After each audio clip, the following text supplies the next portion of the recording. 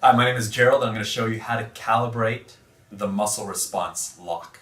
And this is Shalise Irby here to help me. Okay. All right, so first off, what you want is to have the arm out. And you have this angle here 90 degrees or less. So for someone who is, let's say if the patient is taller than I am, then we want to bring the arm down. But if you're taller, then this is fine. 90 degrees or less is okay.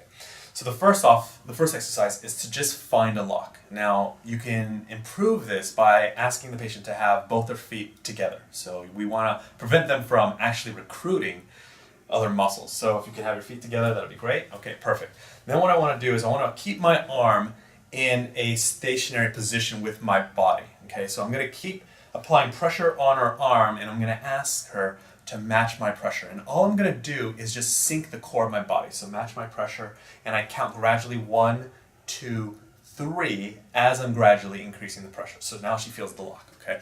The idea is that I don't want to use my arm in the beginning, but rather just to keep my arm with enough tension to connect it to my body, and then to sink my core to make the connection to her muscle, especially the one that we're going to be using to test. Okay, so let's bring the arm a little bit lower here. Good. So then once you've done that, you've matched my pressure 1, 2, 3. It's something you can't see, but you have to feel. Then I go to the next step of calibrating, and I'll take my finger and I'll take the palm side and place that on the calibration point, and then with the pressure at a 3, I'll go ahead and count, continuing to increase the pressure gradually, 4, 5, 6. And what I notice is that I can feel that the lock actually becomes stronger, it becomes strengthened. But again, I go count gradually up to 6. Okay? So just to repeat that, I'm going 1, 2, 3. I'm sinking slightly, and she can also feel the increase in the pressure, but it's not too much to overwhelm the muscle. Then I go with my palm side of my finger to the calibration point, and then I continue to strengthen the lock with a 4, 5, 6 with another additional gradual increase of the pressure. Okay, so I can confirm that there is definitely a lock. By the time I get to 6, she can feel it. Now the next part of calibration is to use the nail side of the finger, in which most cases the arm will go weak. Now any time that if I did it with the palm side and she did go weak at that moment, I'm going to suspect that there's a stressor and she can't hold her arm up, that there's a challenge finding a lock, or she's potentially neurologically switched. And that's something that can be discussed later as you continue the testing process, or from your recollection from the nutritional response testing seminar or any other seminar that's discussing muscle testing. So the next step is we're going to go and use the nail side of the finger. And so again, I'm going to find the pressure by increasing, so match my pressure. 1, 2, 3, I sink at the core and I find my lock.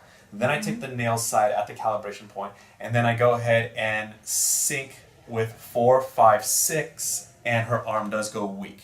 Okay, so now it's pretty clear that her arm is weak when I'm calibrating on the nail side. So she doesn't right now exhibit any type of neurological switching. Okay, so again, to explain this, 1, 2, 3, she matches my pressure, I've got a lock, I go to the calibration point nail side, and then I count 4, 5, 6, and then I can continue for the exaggeration of the motion, or for the patient to understand and see it, feel it. I can use my arm now with a count of 7, 8, 9. And then we can ask, do you feel the difference? Do you feel how one side is locked, one side is unlocked? Okay, I'm going to demonstrate the exact same thing while the patient's lying down. So what you're going to do is ask for the arm up, and you're going to want it nice straight up. You're going to want the elbow in, and then the fingers straight. You don't want it curved here, nor do you want the elbow bent in any way. Okay, so we're going to have it like this. And then again, this angle here, you want it less than 90, or at 90 is fine. Okay, having it too obtuse of an angle is not encouraged. It actually makes it a little bit more difficult and easier for the patient to recruit. But over here is fine.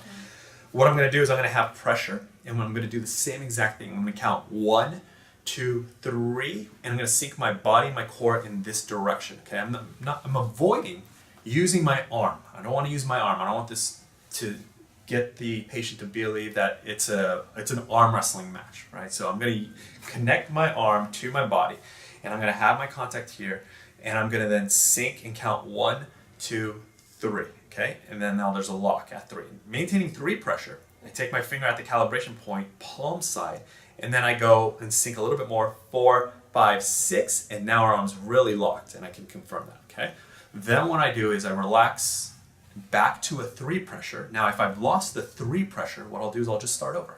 Okay, so I start here, I'll go, and then I'll count, and I'll say, match my pressure.